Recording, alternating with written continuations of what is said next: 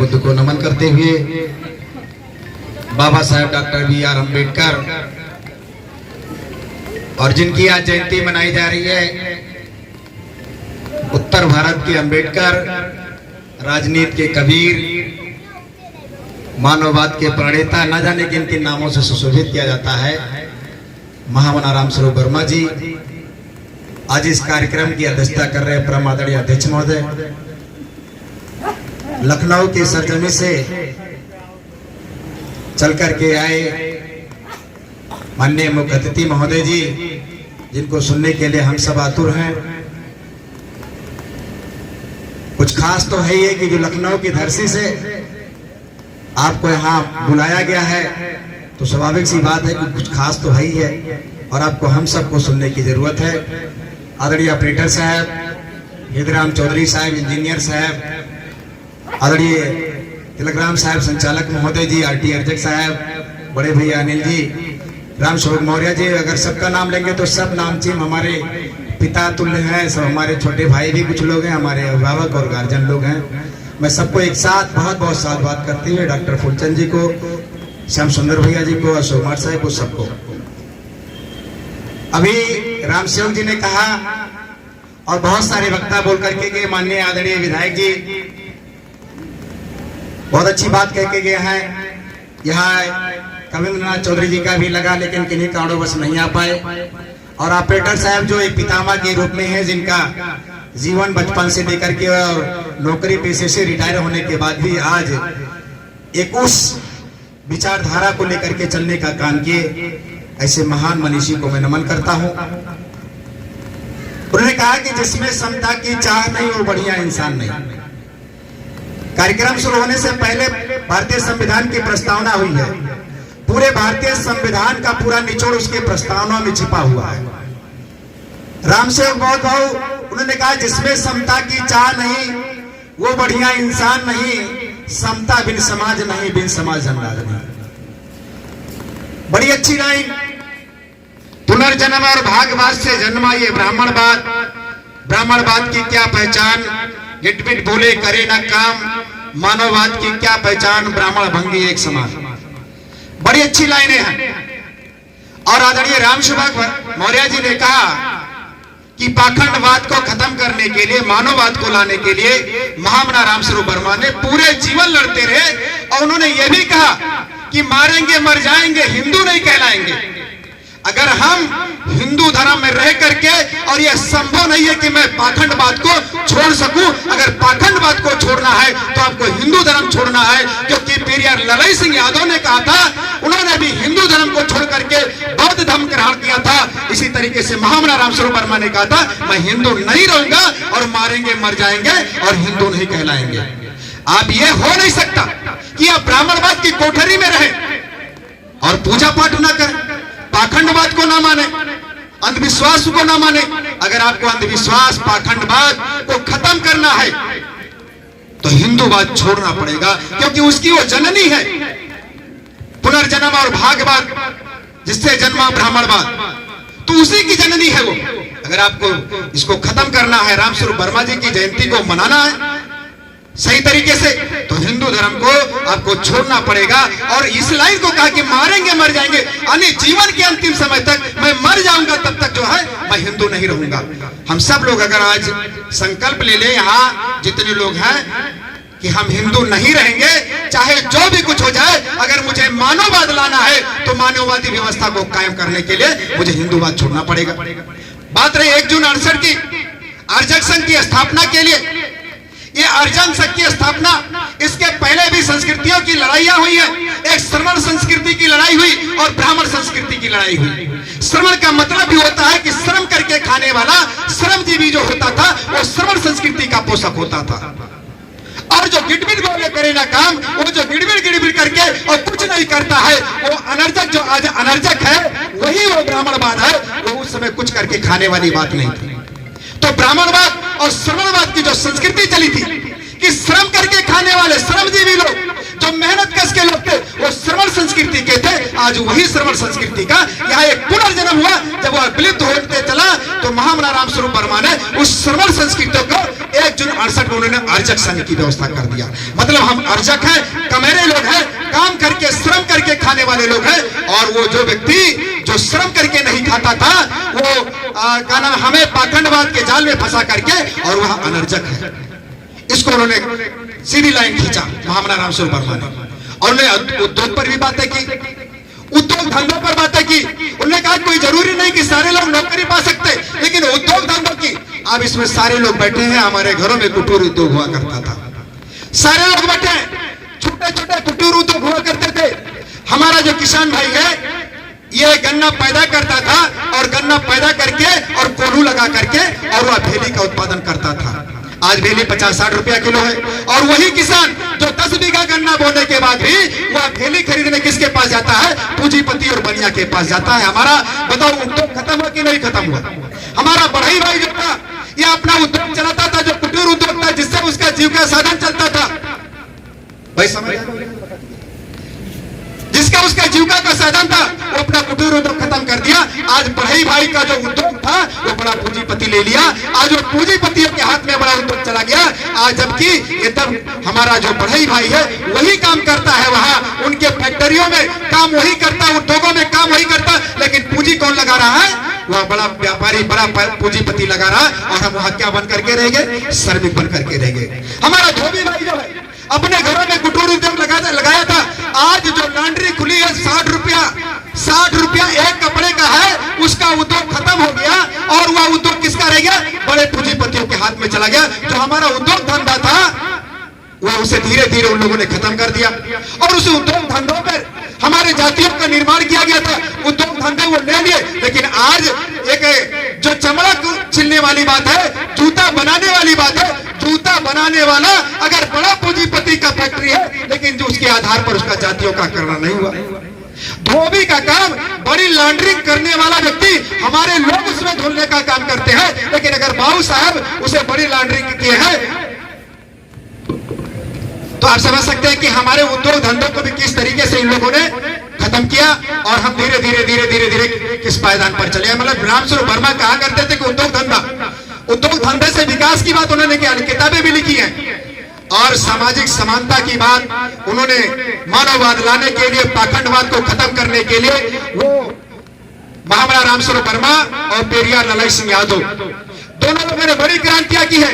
बाबा साहब की उस किताब को जब्ती एवं बहाली, उन्होंने जो किताबें बाबा साहब की थी उस किताबों को लोगों ने जब्त कर लिया, और दोनों लोग लड़ाई लड़के उसमें बनवारी लाल यादव जो उसमें अधिवक्ता थे, और यहां से लेकर के और सुप्रीम कोर्ट तक लड़ाई लड़कर के इन लोगों ने उसे बहाल कराने का काम किया। तो बहुत क्रांतिकारी थे महामना राम स्वरूप वर्मा। लेकिन मैं कहना चाहता हूं कि राम स्वरूप वर्मा की जयंती मनाते 23 में पैदा हुए, 98 में मर गए।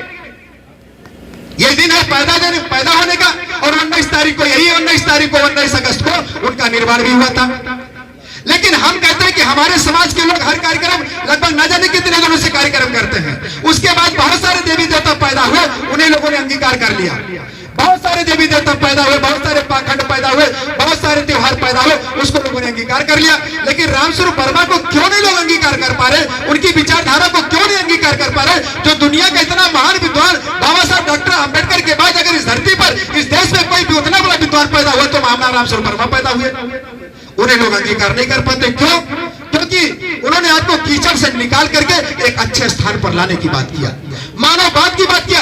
जहां जाति धर्म का उन्होंने विरोध किया कि मानवता के लिए, बंधुता के लिए, भाईचारा के लिए सबसे बड़ी अगर कोई बाधा है तो वो जाति है। जाति व्यवस्था बाधक है, वो जाति व्यवस्था खत्म करना चाहते थे। चाहे पेरियार ललाई सिंह यादव जी हो, उन्होंने बौद्ध धर्म की दीक्षा ग्रहण करने के बाद उन्होंने यादव शब्द हटा दिया था। यादव शब्द हटा दिया, उन्होंने कहा मुझे मेरा नाम लिखिएगा तो पेरियार ललाई लिखिएगा, यादव हटा दिया उन्होंने बौद्ध धर्म दीक्षा के बाद। और इस धरती पर, इस देश में, इस दुनिया में अगर कोई एक ऐसा धर्म है जो जाति व्यवस्था को खत्म करता है, असमानता को खत्म करता है, विषमानता को खत्म करता है, अगर समानता के लाने लिए अगर कोई धर्म है तो वह बौद्ध धर्म पूरी दुनिया में है। बाकी जितने धर्म है वह जाति व्यवस्था कायम है, ऊंच नीच की व्यवस्था कायम है, पाखंडवाद की व्यवस्था कायम है, असमानता की व्यवस्था कायम है। अगर कोई है तो बुद्ध धर्म है, और बुद्ध धर्म कोई पाखंडवाद नहीं, वह आपको पाखंड से निकाल करके एक मानववाद की तरफ ले जाने का काम करता है। वही महापुरुषों ने उसे उन व्यवस्थाओं को, विचारधारा को फैलाने का काम किया। कबीर से राम साहब ने कहा कि आए एक के देश से उतरे एक के पात और हवा लगे आदेश के हो गए बारंबार। भाई मैं कहता हूं मेरे घर का बच्चा पैदा हो और मौर्य जी के घर का बच्चा पैदा हो, अगर बचपन में उसे मैं मौर्य जी के घर भेज देता हूं और मौर्य जी का बच्चा मेरे घर चला आए तो उसे क्या बोध होगा बताइए? उसे तो यही बोध होगा ना कि मैं किस जाति में किस घर में हूं। अगर हम उसे ना बताए तो इस देश के लोगों ने पैदा तो हुए धरती पर आए कई रास्ते से, लेकिन यही लोगों ने वर्गीकरण किया, यही लोगों ने बंटवारा किया। यही तो कहने का मतलब बहुत सारी विभेदें थी। तो महामना रामस्वरूप वर्मा वो आईएएस की नौकरी करने के बाद 49 में उन्होंने एमए किया, इलाहाबाद विश्वविद्यालय से बीएचयू से उन्होंने लॉ किया और इसके बाद वो आईएएस की नौकरी बीट करने के बाद अंततः उन्होंने इंटरव्यू का जब सवाल था उन्होंने कहा मैं इंटरव्यू में नहीं जाऊंगा, इसलिए नहीं जाऊंगा कि मैं अगर आईएएस हो जाऊंगा तो मैं अपनी धन धरती तो बढ़ा लूंगा, अपनी खेती बाड़ी तो बढ़ा लूंगा, लेकिन मेरे पीछे जो समाज है अधनंगा फकीर है जिसे डुबोया जा रहा ले जा करके उसका निराकरण कौन करेगा? उन्होंने कहा मैं आईएएस नहीं हूंगा और मैं अपने समाज के लिए लड़ता रहूंगा। और जाकर के 6 बार विधानसभा में गए, 6 बार गए।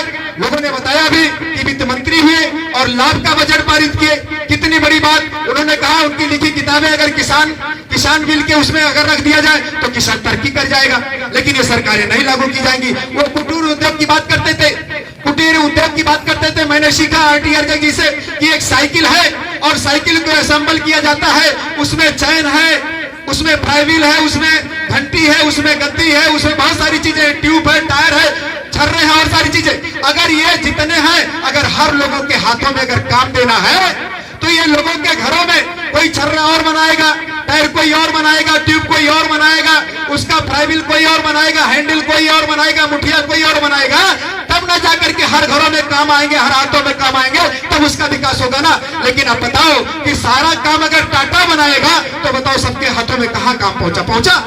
नहीं पहुंचा ना। यही रामस्वरूप वर्मा चाहते थे कि लोगों के हर लोगों के घरों में उद्योग की व्यवस्थाएं होनी चाहिए, घरों में काम होनी चाहिए। वो मानववाद पाखंडवाद पर उन्होंने किताब बहुत अच्छी लिखी है, एक किताब बहुत बढ़िया लिखा उन्होंने, ब्राह्मणवाद की महिमा क्यों और कैसे, बहुत सारी किताबें लिखी। एक बार माननीय कांसीराम साहब से लोगों ने सवाल किया, मीडिया के लोगों ने, कि भाई कांसीराम साहब आप इतने बड़े नेता है देश के, आपने कोई किताब नहीं लिखा? उन्होंने कहा भाई एक बार बताओ कि रामस्वरूप वर्मा और बाबा साहब डॉक्टर अंबेडकर कुछ छोड़ गए मेरे लिए लिखने के लिए? भाई उतना किताब वो लोग लिख गए हैं, इतना किताब वो लोग लिख गए हैं बाबा साहब डॉक्टर अंबेडकर और महामना रामस्वरूप वर्मा कि मैं पूरे जीवन पढ़ता रहूं तो उसे खत्म नहीं कर सकता हूं, फिर लिखने की क्या जरूरत है? तो इतने महान थे वो लोग।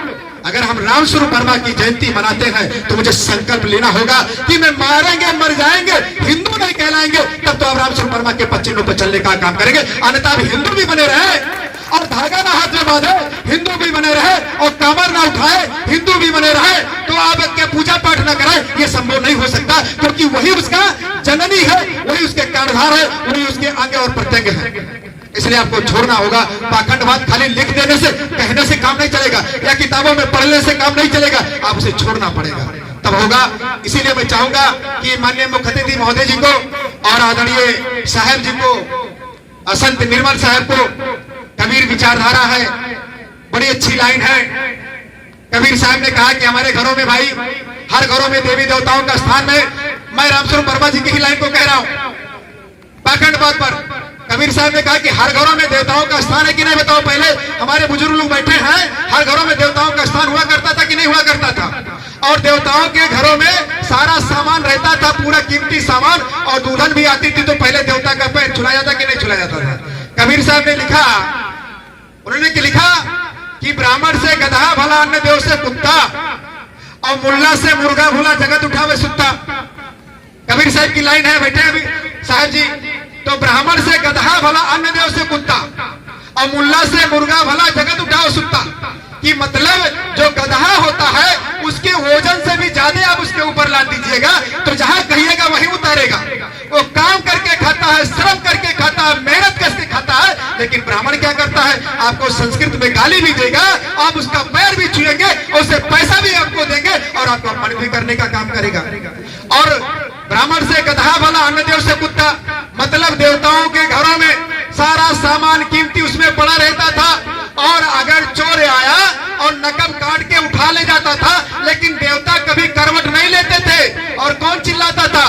बाहर जो कुत्ता बांधा हुआ था वो चिल्लाता था, वो भूं भूं करता था, हमारे देवता लोग नहीं बोलते थे और उन्हीं देवताओं की पूजा करते। मैं भाई रामस्वरूप वर्मा की पाखंड बात पर ही बोल रहा हूं। हो सकता किसी को बुरा लग रहा, मैं जानता हूं, लेकिन अगर लड़ना है तो खुल करके लड़ेंगे उस विचारधारा के खिलाफ। तो करवट नहीं लेते जो देवता लोग। और कुत्ता जो बाहर बैठा था वो भूखता था, लड़ता था अपने किसके लिए, अपने मालिक के लिए लड़ता था। तो बिना ऐसे देवता की क्या जरूरत है, उस कुत्ते की जरूरत है कि नहीं जरूरत है। और मुल्ला से मुर्गा भला जगत उठाओ सुनता भाई, अगर सऊदी अरब का मौलाना कोई कह दिया तो बस्ती में क्रांति हो जाती है। नारे तकदीर, अल्लाह अकबर हो जाता कि नहीं होता बताओ। वो लड़ाने की बात करता है, मुर्गा 4 बजे उठाता है, कुकरू को बोलता है, कहता उठ जाओ 4 बज गया, वो हो गया, आप अपने कामों पर लग जाइए। तो बताओ वो जो लड़ा रहा वो काम अच्छा कर रहा है कि जो आपको जगा करके एक अच्छे कह रहा कि उठ जाओ अपने कामों में लग जाओ, वो अच्छा बताइए। तो मुल्ला से मुर्गा भला है कि नहीं? और जो मुर्गा भला है उसकी सबसे ज्यादा हत्या इस देश में होती कि नहीं होती? सबसे ज्यादा अगर हत्या किसकी हो रही है, मुर्गे की हो रही है कि नहीं हो रही है? बताओ, मुल्ला की हो रही है नहीं हो रही है? जो लड़ाने की बात करता है उसकी कभी कोई हत्या नहीं होती है, और जो मानववाद की बात करता है उसकी हत्या हो जाती है। मेरा कहना यही था कि कबीर साहब उस विचारधारा को लेकर के चले थे, उसी विचारधारा को महामना रामस्वरूप वर्मा लेकर के चले गए। इन्हीं के शब्दों के साथ मैं अपने महापुरुषों को नमन करता हूँ। जय भीम, जय भारत, जय अरजक संघ, जय महामना रामस्वरूप।